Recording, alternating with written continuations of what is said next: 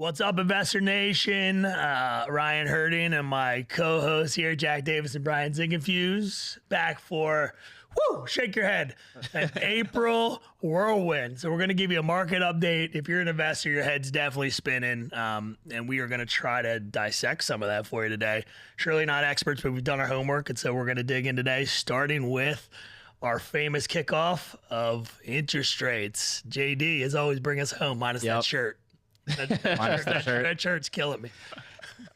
Yeah, so interest rates. Last few webinars we did, we talked a lot about how the spread between the 10 and the 2-year has really like stabilized, and sort of the positive effects of that, opening up securitization market, that sort of thing, and how like the stability kind of gives different market participants confidence.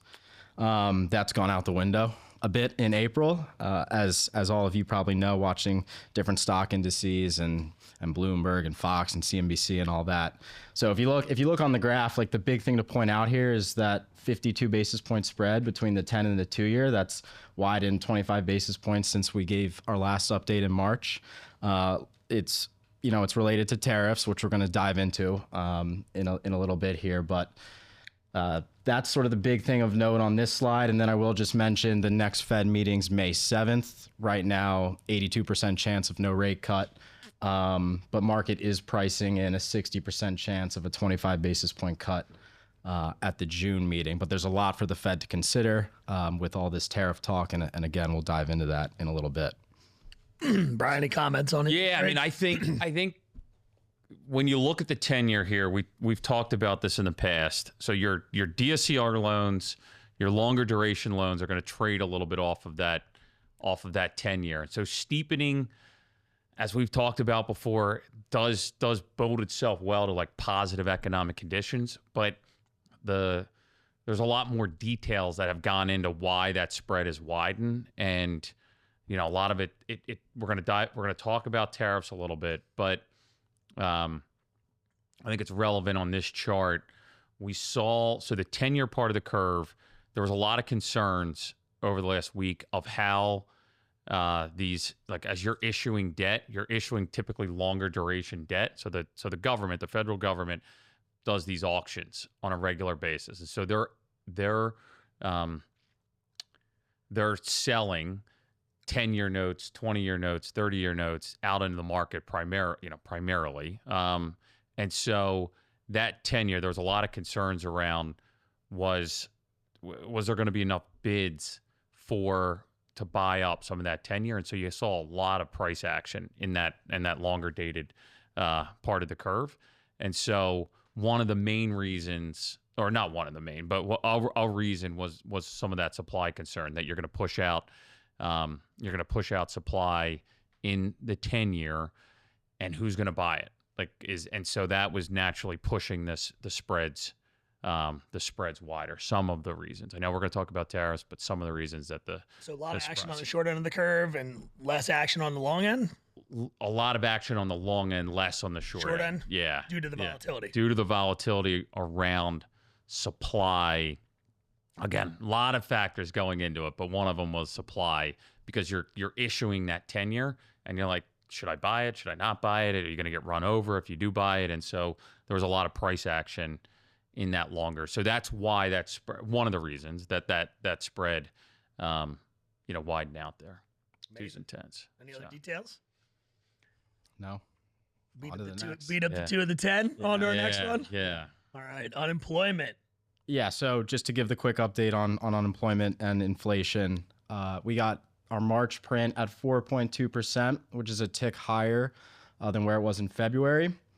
Bit of a contradictory jobs report, because we did add more jobs to the economy with the non-farm numbers, but unemployment, national unemployment is higher, and then inflation actually fell. Typically, if you have rising unemployment and falling inflation, that would put downward pressure on interest rates. Obviously, we didn't see that though, due to a lot of this tariff talk. And I think that's going to be like really where the Fed looks to when they make their decision in May and in June. They're really going to be looking at sort of probabilities around this tariff stuff, because if forecasted inflation is expected to rise, you could see them keep rates where they are, potentially increase interest rates, or if they're worried about a potential recession, then maybe they'll start to cut ahead of that. So rather than focusing on unemployment and inflation like they traditionally do, given all this sort of uncertainty and volatility around tariffs, they're going to be following that pretty closely ahead of their meetings. Yeah, I think this will find. So there's, we got a couple more slides to go through, but the CPI prints feel like they've been pretty well. You've heard like the headlines around inflation has been the expectations of folks are like when they take out surveys, like there's economic surveys that go out there. I don't know who takes the surveys, but some people take these surveys. And when they're out there talking to the participants in the survey, their expectations around where inflation is going to head has gone, higher. Yeah. I don't know how much of that feeling is just driven off of the mainstream media kind of pumping you with hey, it's going to get, you're going to feel this because of tariffs, you're going to feel high, inflation. I don't know how much is actually there, because the counter side of that feeling is this.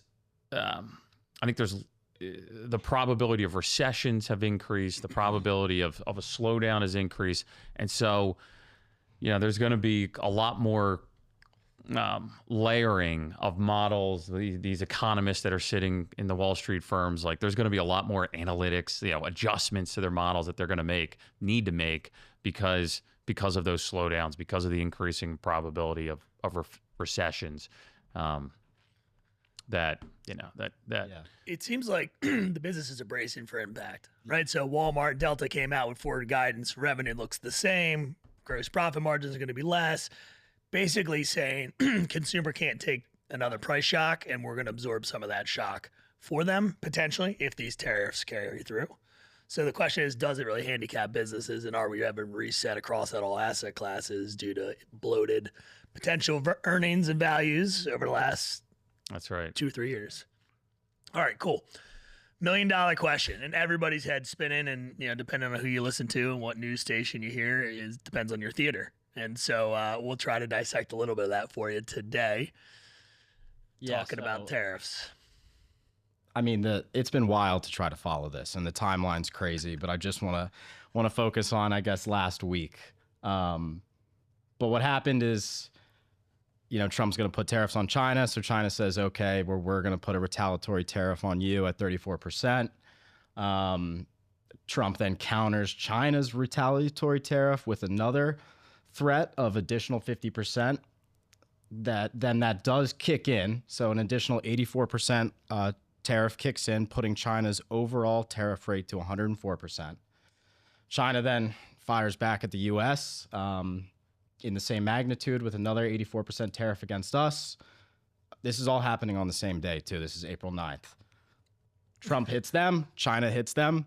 Trump goes back and goes to at least 145% on imports effective immediately. You've got, Jamie Dimon, CEOs of all the banks are like, what are you doing? Calling him. You've got Secretary Treasury talking to him, all this pressure from lobbyists in D.C. And so then, again, same day, hours after he said 145% effective immediately, Trump announces a 90-day pause on all reciprocal tariffs on all nations except for China. So he kind of gave everybody a little bit of breathing room except for China. And then he could have calmed the markets, but he said, be cool. Yeah, as he negotiates. He said, buy the dip. He said, buy the dip. Yeah, that's what he said. And 90 days comes out. He tweeted, buy the dip. Yeah. So before we frame this, guys, I think it's important to know that we're not experts on tariffs. We're giving you, our insight, our views. But I think this is an evolving situation on a day-to-day basis. Yeah. So what can you draw from this? The art of the deal, I guess. I don't know. So what striked me is that when he rolled it back, when he announced the 90-day pause, a lot of people are saying that that's because he got to sort of where he wanted to be with a lot of nations. He had 75 countries come to the negotiating table, which I think is really his ultimate goal.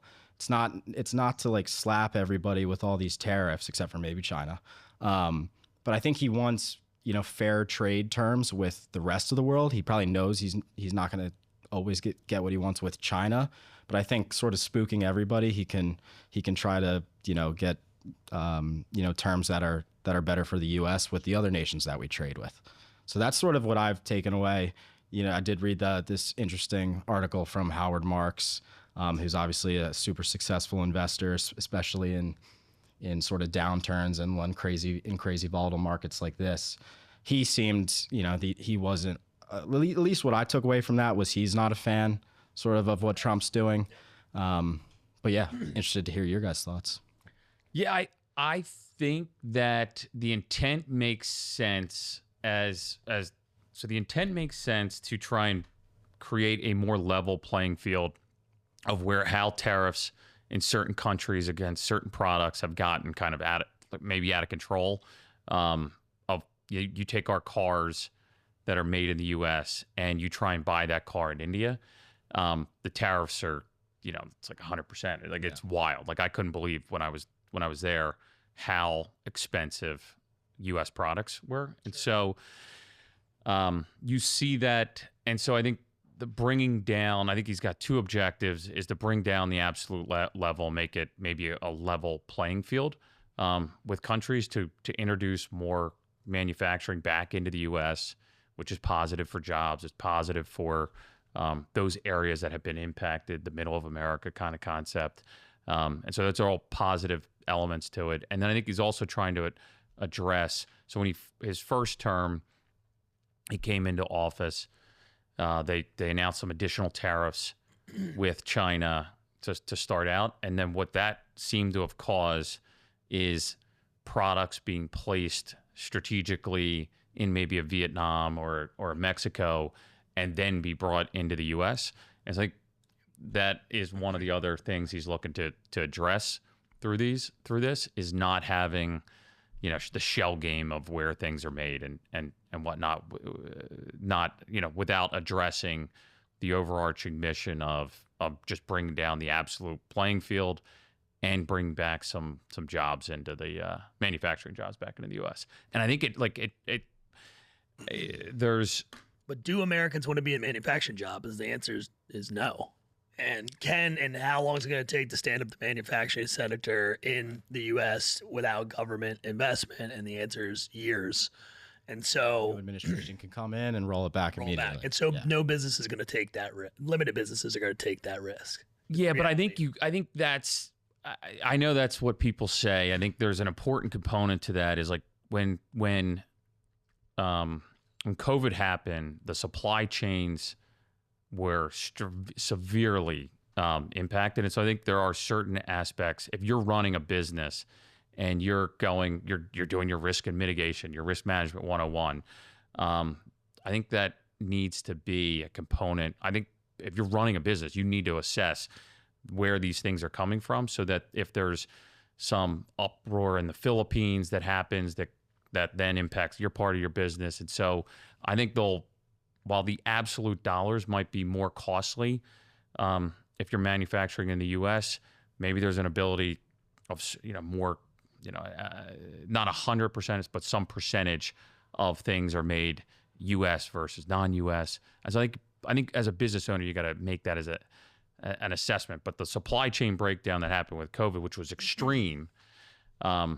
which is an extreme example. If you're running a business, you got to, take that into consideration. So they're going to stress test supply chain. They're going to nearshore. So North America, so Mexico looks to be the potential place where this is the arbitrage he's talking about, where they're bringing Chinese goods to Mexico, assembling in Mexico, getting around the tariff. There's an arm there that they've been extorting for years. Yeah. And so is there going to be a bigger push towards that is the question, I think, from a manufacturing perspective versus the Philippines. Yeah.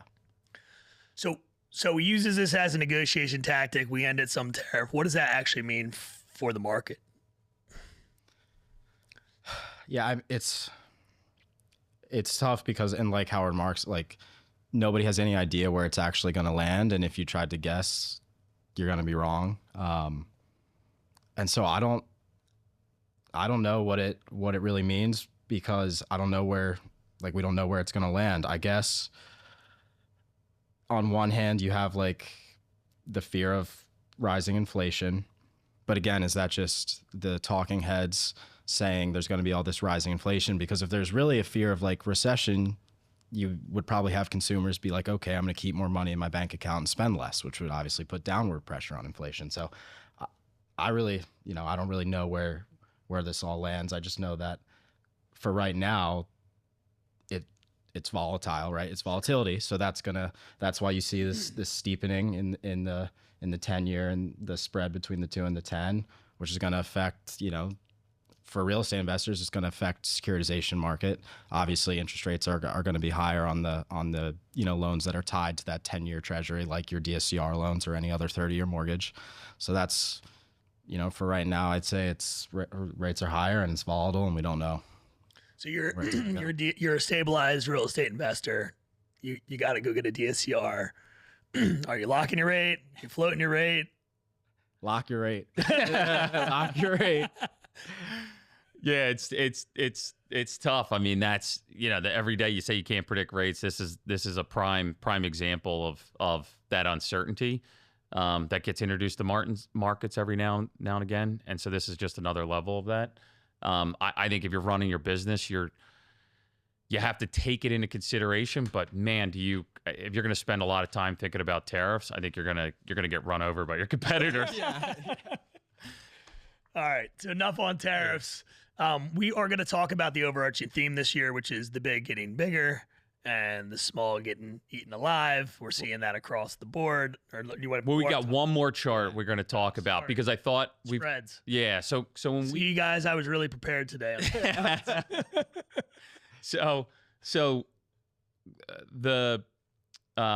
We've talked about this numerous times over the last year when we talk about securitizations, how you're feeling, and so we had to add this in here into our presentation here, because when we met in March, if you take a look at this chart, this is high yield credit spreads, and it gives you a sense if you're owning real estate, if you're in our position managing credit.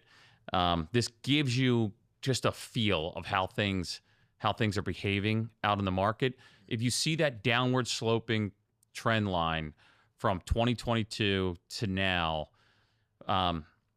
it was like as little as last month. It was which capital, who's doing a securitization? Everybody's doing securitizations. We got rated deals. We've got people hammering on our doors looking for yield or looking for deals. And so if 10 people were calling, Jack and Ryan here, that movement in rates, there's only going to be maybe 3 people now calling. Because I'm calling them. Yeah. Exactly. Because that's just a natural feeling. We're like, oh, here we go again kind of concept. And so this clearly, we had mortgage REITs that basically shut down last week. We had other investors that are, I'll say, securitization-like, that kind of don't know how to price when there's that type of movement. They don't know how to price. They don't know, do I want 6.5 on that DSCR loan or 7.5 or 7 or some, and so they don't really know how to price because they know this is the concept of spreads blew out. That's exactly what it looks like. Spreads have blown out because of the things we just talked about. And so we wanted to highlight for everybody. This is clear. This is something we follow on a regular basis.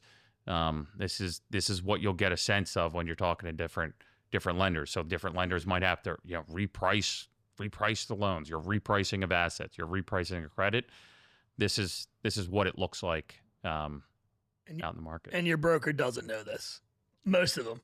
And so you should probably go to a shop that actually pays attention to this, not to talk our book, but I had to throw it in there a little bit. There you go. Yeah. All right. Any thoughts on this, JD, before we move on? No, I think, just that this is a chart of volatility. Yeah. So that's the takeaway for you guys. This is a chart of volatility. Volatility spikes like this, people get scared. like Brian mentioned, like we had some capital partners that just shut down last week, wouldn't look at any loans because of sort of fear about what was going to happen. We had one that was going to run a rated deal that just said we're not gonna do it right now. We're not gonna hit the print. What's cleared the market doesn't look great, and we're gonna sit on it. Yep. That's right. All right. Now back to my theme. The bigger getting bigger, small may get squeezed, and kind of what that looks like. And we're gonna highlight one in the mortgage industry. It's relevant to the residential transition space now. You're seeing consolidation in our space. You're seeing the big get bigger. And the small kind of get squeezed or have to move to balance sheet lending or a combination of both to survive. So we're going to highlight rocket companies and their acquisitions of one of the largest servicers and then a fintech or prop tech, I guess, company in the space and kind of what that means, we think, moving forward.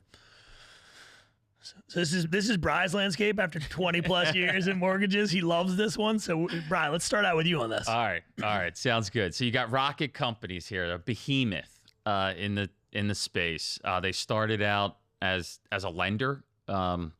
You got Dan Gilbert, who owns the Cavaliers. Yeah, he owns the Cavaliers, and they've got a big presence. They started in Detroit.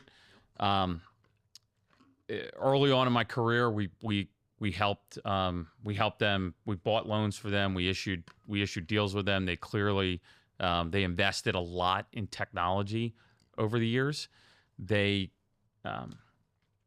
thought they were, I forget the exact number, but I'll say like back maybe 15 years ago, they invested maybe like 15 to 20 million in their loan origination platform. And in the industry, if you're in the mortgage industry, there's like technology that is everybody kind of uses. So if you're in the origination business, probably 9 out of 10, maybe it's even higher than that. 9 out of 10 lenders probably use like an Encompass, and it's so it's like you're starting a business, you're just using Encompass, and then you're going on, and then you work on your marketing stuff, and so it's so templated, it's so uniform, and so to hear that Rocket invested this much into technology was wild, and the reason that it's so everybody uses Encompass is because there's all these rules and compliances that make it more complicated.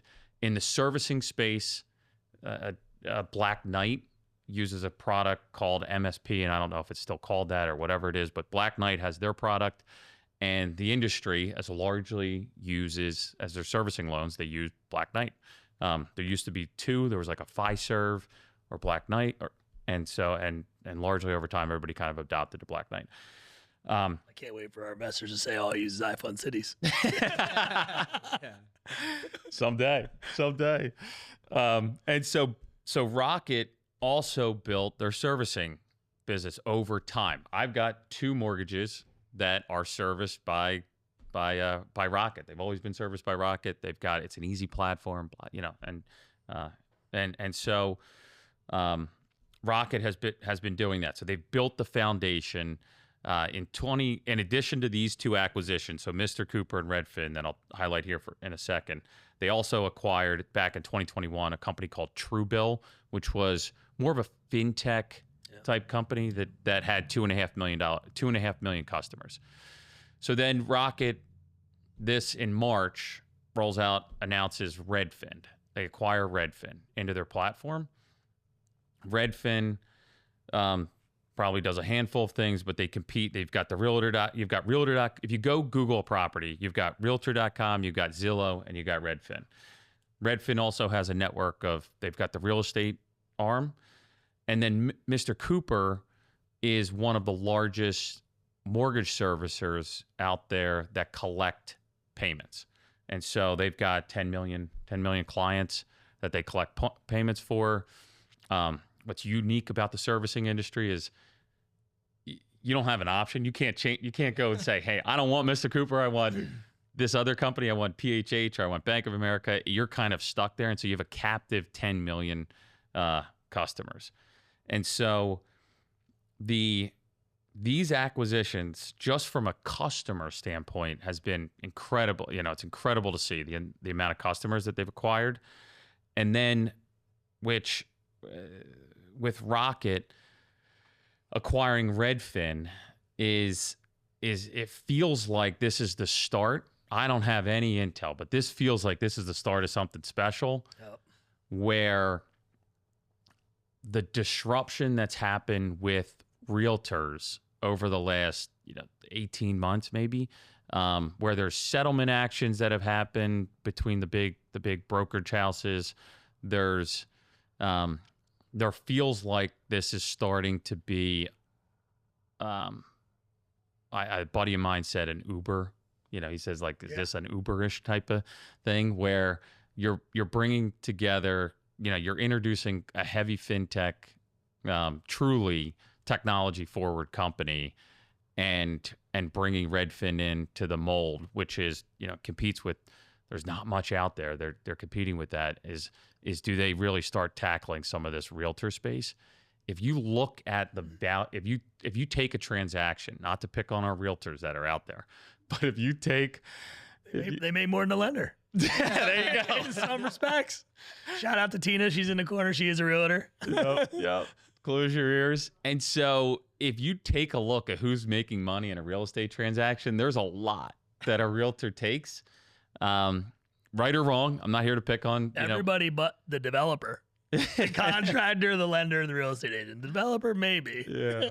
And so this could be one of those moments that really kind of changes the game for the real estate industry. I think for our industry, we're also seeing it. You're seeing a big push for the private equity and the REITs to acquire RTL lenders to bring in that origination in-house, control those lives or those investors, right? And keep it sticky and kind of drive value because of the margin compression you're seeing across the industry. So I think we're going to see more of that. Brian's an efficient market guy. I'm not sure he believes that yet, but I think it's coming. Yeah.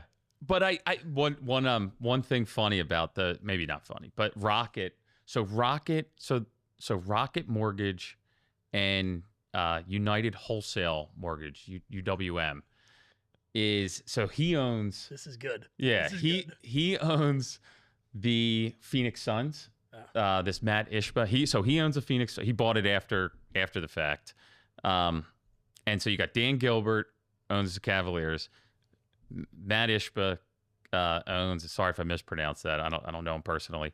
Owns the Phoenix Suns, or partners in the Phoenix Suns, and so they had a feud, and they're both out of Michigan.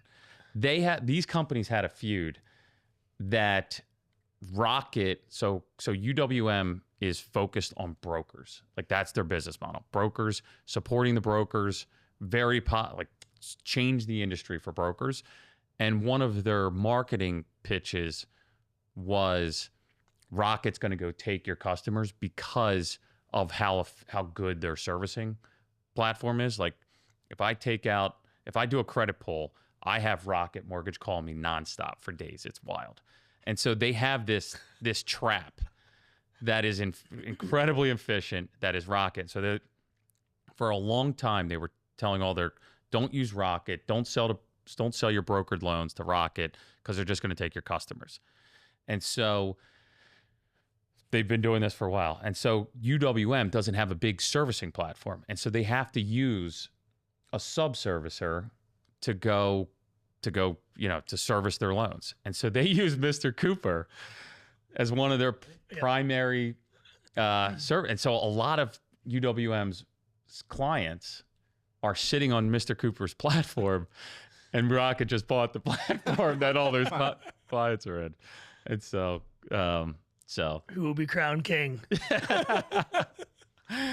All right, guys, enough of our bad jokes on mortgages. Let's open it up to some questions, unless you have some. Yeah, well, what do you think? So then further consolidation, like does UWM then have to buy a servicer now? Like also at some point, like this is wild to me, these two acquisitions in March, like at some point, and maybe it's a stupid question, but at some point is there like antitrust law stuff that arises here? Like yeah, I mean, I don't know if it would be. So my experience in the industry. So I think after this announcement, I think you're going to see firms evaluate what does this mean? So like when I was talking to a buddy of mine who is in the residential mortgage space and relies heavily on realtors for business.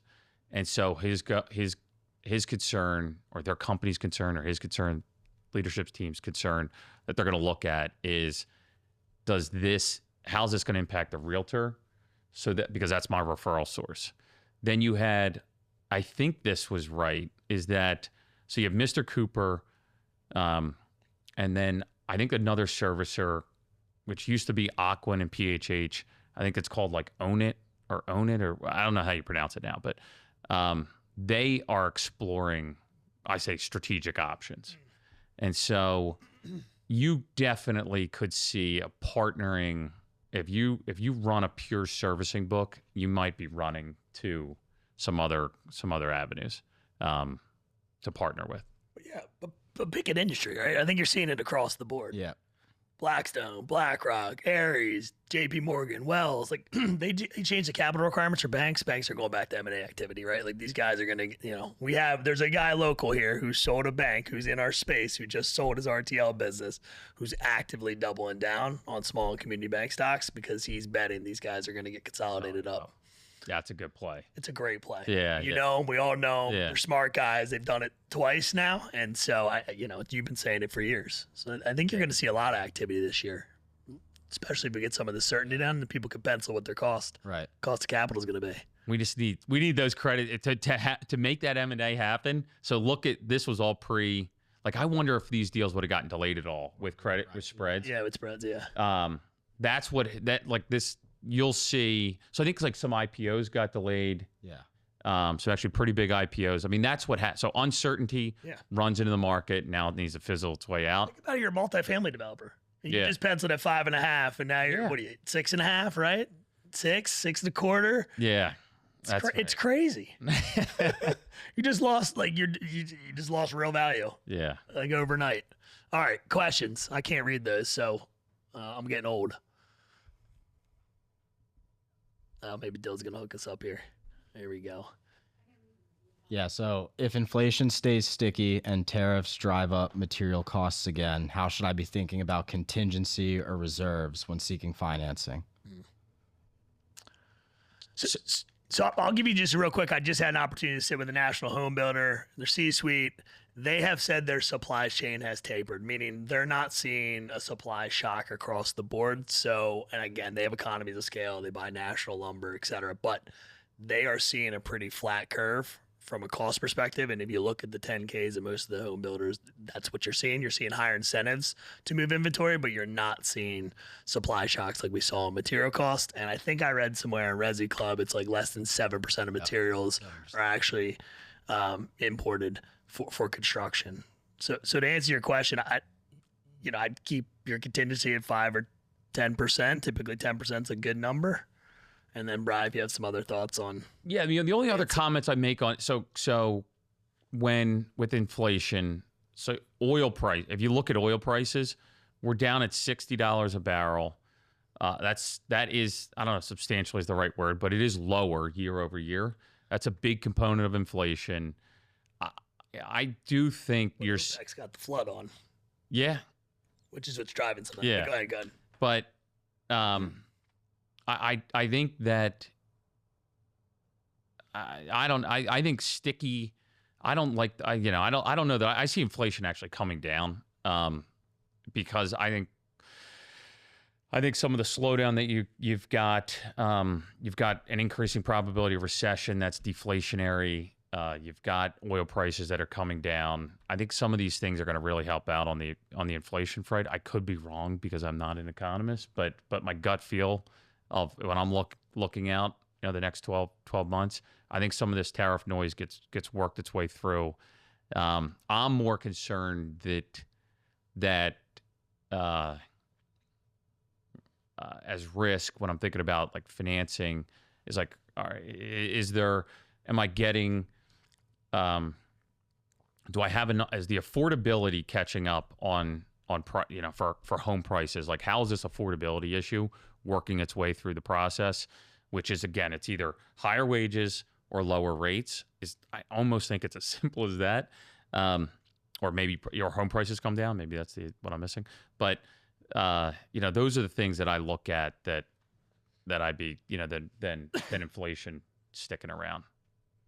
All right. How will tariffs and the overall market conditions affect how iFC scales its interest rates? So JD, why don't you take DSCR and then we can talk. That's the one that's going to affect the most. Yeah, and we've already seen obviously those rates rise as sort of the 10-year spiked and volatility rose. I think so. In my estimation, I don't know, and I could be totally wrong, but I feel like Trump kind of achieved what he wanted to, which was bring all these nations to the negotiating table. So I think obviously there's still a lot of uncertainty on where he'll land with all of this tariff stuff, but if it was just to get them to the negotiating table, then I think we could see, over the next few weeks, months, that the market come to sort of peace and terms with this, and at that point you would see your high yield credit spreads volatility come down, and then maybe that would be positive a little bit for the 10-year.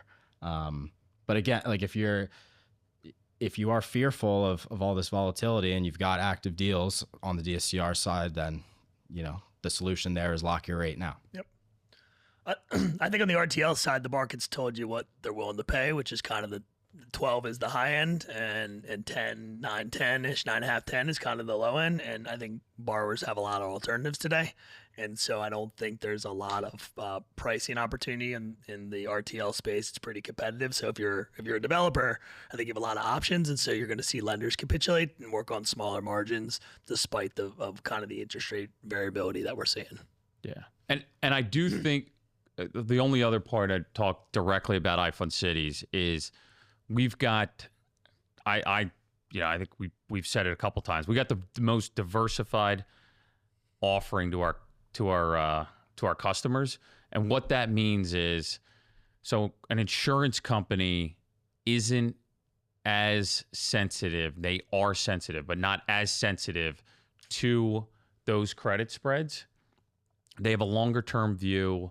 There's a couple other factors that might help why they're not as sensitive.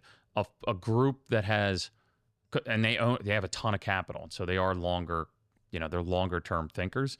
A securitization shop that is going to be the most sensitive to those credit spreads, and so they're going to have to reprice. Like they're repriced. They already had to reprice, and so our ability to straddle multiple different verticals and that diversification allows us to provide you all with credible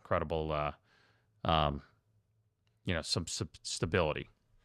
So next question really kind of addresses technology. How much automation are buyers and sellers do they really want, especially when things go sideways in a transaction, even on the lending industry with borrowers? Do they feel like they still need a human element? I think I'll take this one just because I sit on the sales side a lot more is, I think everybody likes Chiavi's leverage, and not to pick on Chiavi, there's a lot of other people out there in the industry, and we're surely not picking on the 800-pound gorilla, but I think if there is one knock on them, it's that it's an automated platform, and they don't have a human element to kind of talk through some of these issues with tariffs or how they should structure a loan or when they should lock, when they shouldn't lock. And so I do think, and we believe, right, that there's a moat in the business by having a human element, and especially kind of sound territory managers or loan officers in a market that understand the real estate in the market. So I think we continue to double down on that strategy, and I do agree with that statement that there will be a human element needed, or we'll automate so far, and then just like history, we'll revert back, right? And so at some point, there'll be a human element to it along the way is my take. Yeah, I mean, not to pick on, again, the 800-pound gorilla and Chiavi, but I'm sure there's some borrowers out there that are looking at deals in Florida and wondering, okay, why did they make this decision? But there's probably not a person that they can actually ask and get that color from. So if you're a Florida borrower, call us. Yeah, we'll talk to you. Yeah. And the only other thing I'd add to this is that I think there's different degrees of how automation comes into to a platform or to a business line. So like if you've got the main on main property, it's very, it might be easier to sell than something that's more challenging. And so you just see people, you migrate I don't want to say to the fringes, but you've got, it's not like something goes 100%. It's like, all right, if you can automate X percent, maybe that's 30% of the transactions, 20%, 40%, whatever it might be. It might be more on the buyer's side versus the seller's side. I think there's ways that they'll look to introduce some automation somewhere, and then, you know, have ways of escalating transactions up that are problematic and things like that. But it won't go 100% for sure. When you're single product focus is where you can get efficiencies of technology. If you're a fix and flip lender and that's all you do nothing else, then it's really easy to build a linear process. When you're an iFund cities and you do a multitude, and our value propositions being the Swiss Army knife, it becomes harder to automate, or there's less automation that we can do and put in place to service all the loan products that we have. Yeah. So to your point, although we're working on it, look out for that. All right, guys, this is it for no more questions, I think. So this is it for April's market update. We always appreciate you guys tuning in, and remember to click the link below if you have questions on your deals, or if you want the boys to work on some structuring for you. So we'll catch you next month. Yep. See you next month.